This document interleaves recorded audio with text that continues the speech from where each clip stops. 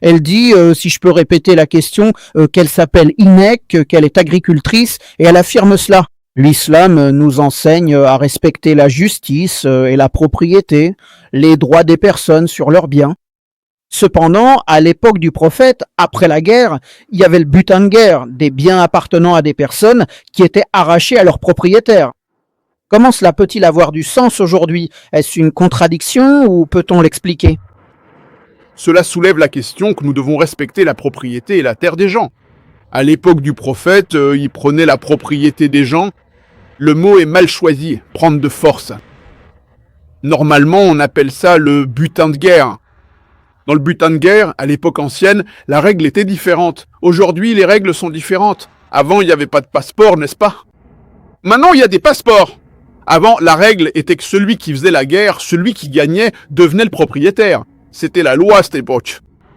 Donc, à cette époque, si une guerre avait lieu, celui qui gagnait prenait la richesse. Il devenait le propriétaire. C'était la loi à cette époque. Aujourd'hui, la loi a changé. Donc, à cette époque, la loi était, supposons qu'il y a une bataille, s'il y a une guerre. Celui qui gagne devient le propriétaire. Mais même à l'époque du prophète, il veillait à ce qu'il y ait des règles et des règlements, dont j'ai parlé hier. Dans le discours d'hier, j'ai expliqué que même dans le Qital, il y a des règles et des règlements. Allah a dit dans la sourate Al-Baqarah, chapitre 2, verset 290, « Combattez ceux qui vous combattent, mais ne transgressez pas. » Pendant le combat, vous ne pouvez pas tuer les enfants, vous ne pouvez pas tuer les femmes, vous ne pouvez pas tuer les personnes âgées qui ne vous combattent pas, vous ne pouvez pas tuer les animaux des gens, vous ne pouvez pas abattre les arbres. Vous devez donc comprendre la différence à ce sujet. Vous ne pouvez pas détruire les monastères, les lieux de culte.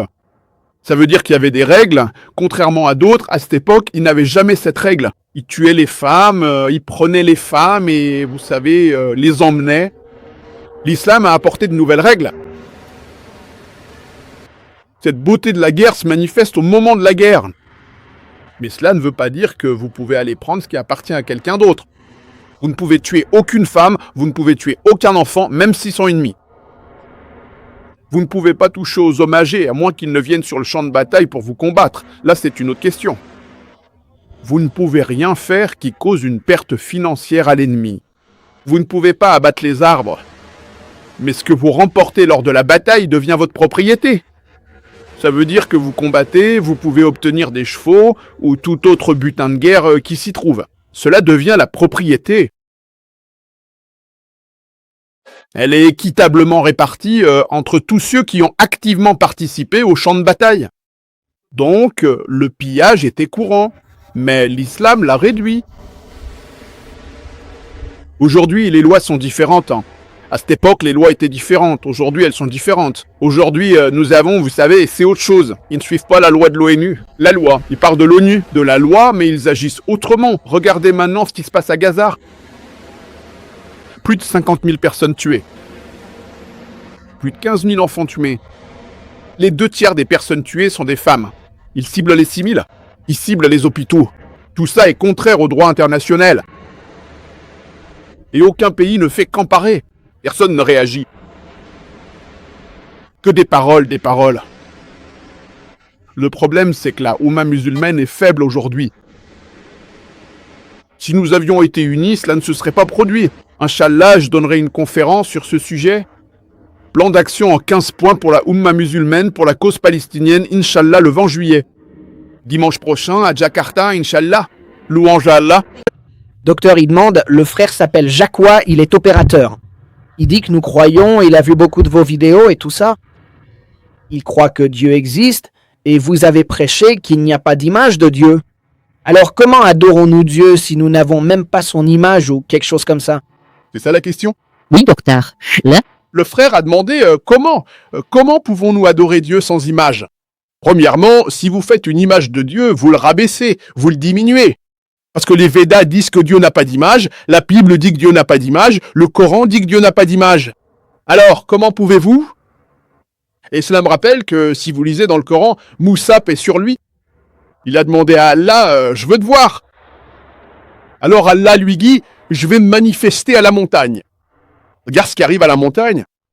Et Moussa, paix sur lui, tombe à terre quand il voit la lumière. d'Allah sur la montagne, il n'a pas vu Allah et il est tombé à terre. Voilà la grandeur d'Allah. Vous me posez la question, comment pouvez-vous adorer Allah sans avoir son image? Sans avoir l'image. Vous n'avez pas besoin d'avoir l'image de tout ce à quoi vous voulez penser. Il n'est pas nécessaire d'avoir une image de tout ce à quoi vous voulez réfléchir. Ce n'est pas une obligation. Par exemple, vous n'avez pas besoin d'une image pour croire. Supposons que quelqu'un vous ait dit que l'Amérique est un très beau pays, un pays magnifique, et que vous vouliez y aller. Est-ce que vous devez voir une photo de l'Amérique pour y aller? Peut-être que vous la verrez, peut-être pas. Tout n'est pas obligatoire. Voir tout n'est pas une obligation. Et surtout, nous, en islam, et dans d'autres religions aussi, ils ne croient pas parce qu'Allah subhanahu wa ta'ala est tellement suprême. Dans cette vie, vous ne pouvez pas le voir. Dans la vie prochaine, vous le verrez. C'est-à-dire, si vous allez au paradis. Donc, ce n'est pas nécessaire que, pour adorer, qu'est-ce qu'on fait? Nous suivons les directives d'Allah subhanahu wa ta'ala. Quand nous prions, nous nous tenons debout pour le qiyam. Nous faisons le ruku, nous faisons le soujoud. Quand tu fais le soujoud, tu te prosternes devant Allah subhanahu wa ta'ala. Et tu dis qu'il est le plus mort. Parce que notre corps est sous contrôle, mais notre esprit n'est pas directement sous contrôle. Donc quand tu fais le soujoud, tu mets la partie la plus haute du corps, le front, sur la partie la plus basse du sol, et subhanallah, gloire à Allah, le très haut. Il s'agit donc d'une forme de culte. Quand lorsque nous adorons Allah subhanahu wa ta'ala, nous répétons les paroles d'Allah subhanahu wa ta'ala. Louange à Dieu Tout-Puissant. Gloire à Allah, Seigneur des rondes. Dis-moi une chose. Toutes les images de Dieu que vous connaissez, que vous voyez, d'autres personnes religieuses le font par erreur. Toute religion, quelles que soient les photographies de Dieu ou d'autres religions que vous ayez vues, qu'est-il de si unique en elles? Dites-moi. Quoi? Et... Comme toi et moi, un nez, une bouche, deux yeux, qu'a-t-il de si extraordinaire? Les héros et héroïnes des films, ils sont plus beaux qu'eux, n'est-ce pas? Vrai ou faux? Faux. Faux? Oui. Les héros dans les films ne sont-ils pas plus beaux que les dieux sur les photos? Oui. Vrai ou faux? Tu ne peux pas comprendre. Le héros que tu vois dans les films n'est-il pas plus beau que les photos du dieu? Oui. Et si la photo qui voit, qui vénère, qu'est-ce qui en fait un dieu? Si je vois cette photo, je n'aurais pas envie de la vénérer parce qu'il me ressemble. C'est juste? Oui, c'est juste. Pourquoi devrais-je vénérer quelqu'un qui a les mêmes qualités que moi? Un nez, une bouche, deux yeux, comme moi. Qu'est-ce qu'il a d'unique? Allah dit, il n'y a rien qui lui ressemble. Dès l'instant où tu peux comparer Dieu à quoi que ce soit dans ce monde, ce n'est pas Dieu. C'est ça par définition. En islam, la définition d'Allah, c'est qu'il n'y a rien qui lui ressemble. Et toi, tu dis, donne-moi une image. Au moment où tu donnes une image de Dieu, ce n'est plus Dieu. Tu comprends? Oui, je comprends. Dès que tu donnes une image de Dieu en islam, ça ne peut pas être Dieu. Parce que Dieu est bien supérieur. Donc nous l'adorons pour sa puissance. Il est notre créateur, il est notre soutien. Nous l'adorons parce que voir est un signe.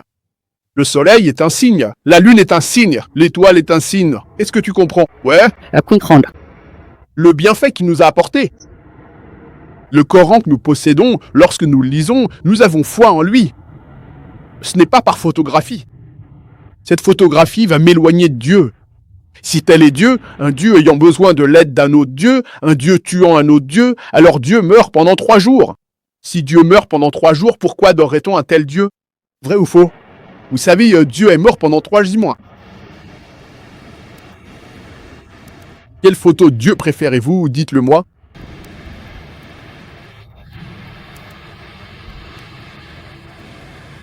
Je pense... Non. Correct. Par conséquent, le fait que Dieu n'ait pas d'image est la meilleure façon de l'élever à un niveau supérieur. J'espère que la réponse est une question. J'ai une question à propos de la fraternité universelle. Est-il possible d'embrasser pleinement l'islam, comme prier 5 fois par jour, donner la zakat, accomplir le hajj, uniquement sur la base de la raison et de la logique? Merci. Le Le frère a posé une question. Est-il possible d'accomplir la prière et tous les aspects de l'islam uniquement sur une base logique, en fonction de la qualité de votre raisonnement? À quel point es-tu logique? Si je t'explique la chirurgie, est-ce que tu comprendras? Je ferai de mon mieux. Mais est-ce que tu réussiras? Je suis médecin. Et toi, tu peux? Non. C'est bien ça? Alors, juste parce que tu ne comprends pas, est-ce que c'est toi qui es limité? Ou bien c'est la logique qui est limitée? Le problème vient de toi. En général, oui. L'islam est la religion la plus logique. Mais si tu demandes, est-ce que je peux suivre l'islam à 100% avec la logique? Ouais, c'est ma question. La logique est limitée, mon frère. Allah subhanahu wa ta'ala est bien au-dessus. C'est bien ça? Oui, oui. Tout ce que nous ne comprenons pas. En ce qui me concerne, j'utilise une croyance logique pour prouver les choses qui sont difficiles à comprendre. Par exemple, je dis aux gens qu'aujourd'hui, bien sûr, la science est un outil très puissant pour la logique, n'est-ce pas? Oui. La science est un outil très puissant. La logique est là. À de nombreux endroits, Allah dit « La lakum takhiloun » ne comprendront-ils donc pas? De nombreux endroits, cela signifie que le Coran incite les gens à poser des questions.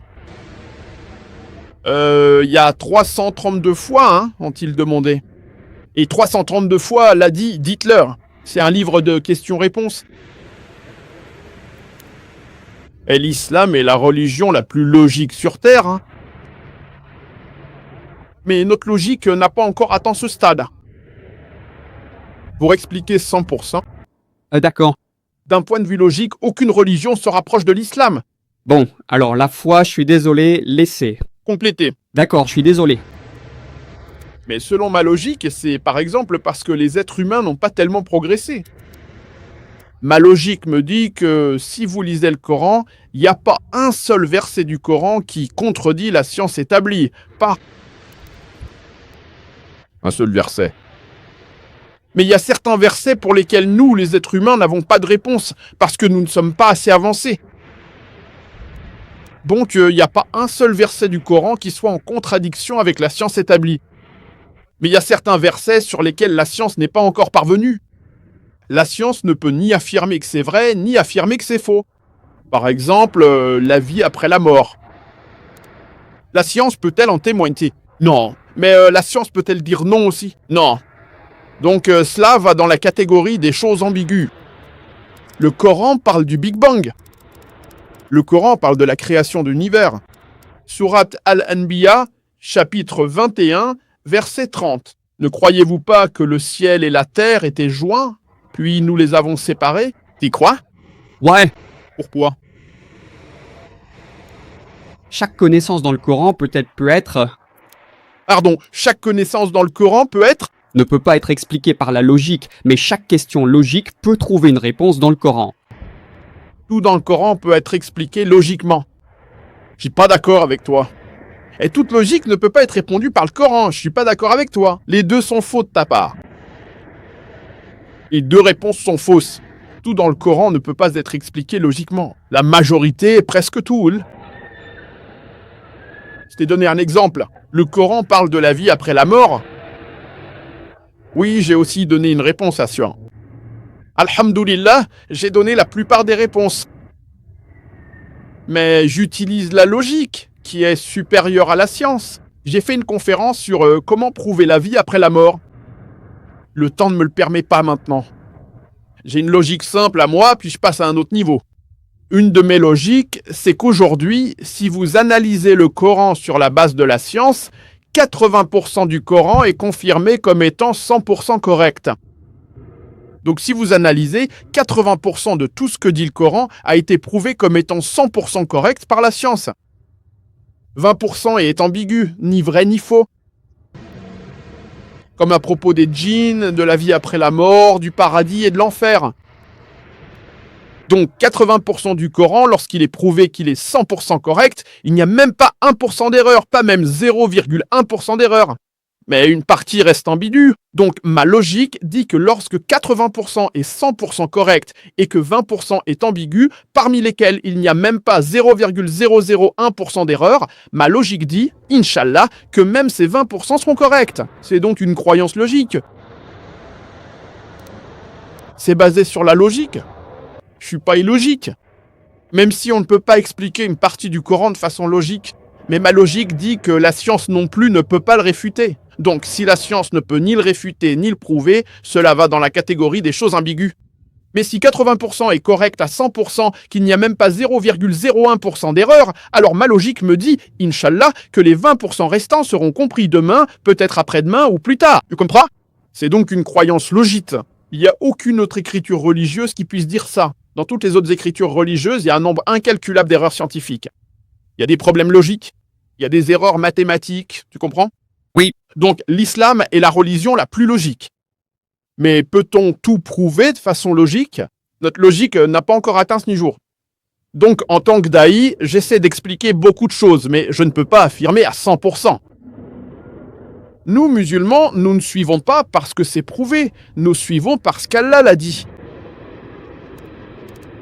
Notre raisonnement, c'est Allah l'a dit, que je comprenne ou non. Tant que je suis certain que c'est la parole d'Allah, je la suivrai. Ce n'est pas parce que je ne peux pas la comprendre aujourd'hui que je ne vais pas la suivre. Ça voudrait dire que je suis pas un bon musulman. Mais comme j'ai une formation en sciences médicales, je suis quelqu'un de logique. C'est mon principal outil.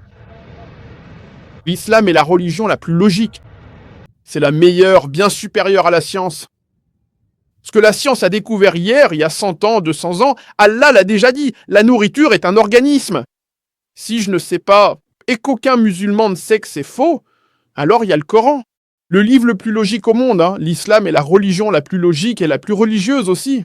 J'espère que c'était bien la question. Hein. Assalamu alaikum to all my brothers and sisters who are watching this video. Today there is a very important Q&A session. And in a Q&A session, a lady asked a question to Dr. Zakir Naik that at the times of Prophet during the war, there is a concept of snatching of the inventories of all the financial assets and taking over the enemy assets. And she said that Islam always talk about justice and equality. Does it make sense? Isn't a contradiction to the humanity? Dr. Zakir Naik replied that the word snatching is a very different term we used in our daily lives. Snatching is something you take something by terrorizing him, by putting him or her in a fair situation. Right? So, snatching is a term which is very different. And the concept of the snatching is very different. And the term really she aspires to ask about is the war booty. War booty is basically at older times when there is war, particularly in the times of the Prophet ﷺ, when you take over the enemy positions, it's halal that you take over all the inventory assets, their financial treasures, their land, their equipments. It was allowed. But that was allowed in the older times. In the older times, the rules were very different. The practices and the rules and regulations were very different from what exactly it's right now at the moment. So she is mostly concerned about that why it happens. So it was a situation, of course, and she was right, but the word snatching is different and the war booty is different. A war booty, I told you before, that it's allowed in the war between two parties, between two countries and two nations when there is a war, and specifically between the Muslims and the non-Muslims, right? Those who fight against you. And Islam always teaches about peace and prosperity, rather talking about war and battles. First, peace, and if the peace doesn't comes with the with ease, certainly when the enemy attacks on you, you have to fight the war with them. The war when becomes inevitable, now there is no other option left in the front of you, so you have to fight the war with the enemy. Allah says in the Quran, in chapter 2, verse number 290 in Surah Al-Baqarah, that fight those who fight you. It means that you have to fight with those people who fight with you without any reason. And this particular ayat, this particular verse exactly suits at the times of the war, at the times when the enemy invades on the Muslims, the innocent Muslims, and take over their positions. So for that particular scenario, this being allowed for the Muslims if the non-believers attack on the Muslims, and Muslims are allowed to take on the property of the enemy, inventory, financial systems, their assets, their land. But that was in the older times. But now the rules are very different. Dr. Zakir Naik also presented a very good example that in the previous times, if there was a passport, the lady replied no. But now you can't enter even your friend, you can't go to your friendly countries without passport. And if you try to enter, definitely you have to bear the repercussions. You will be captured by the Homeland Security and sentenced to jail because you're breaking the law. In the same fashion, the war booty concept was in the times of Prophet Muhammad sallallahu alaihi wasallam, but now the rules are very different. If you look, but there are certain rules of the war what Islam says. Number one, you're not supposed to attack children. Number two, you're not supposed to attack women. Number three, you're not supposed to attack elders. Number four, you're not supposed to attack the innocent people. So these were the very strict rules being taught by the Islamic, Islamic teachings. So the concept of the war booty was at the times of Prophet Muhammad sallallahu alaihi wasallam. Now things are being very different. Now look at the Gaza. The atrocious attacks on the hospitals, schools, women, children, their foodstuff, their water tankers, their main civilian infrastructure, and 95 to 99% of them are innocent people. Jazakallah.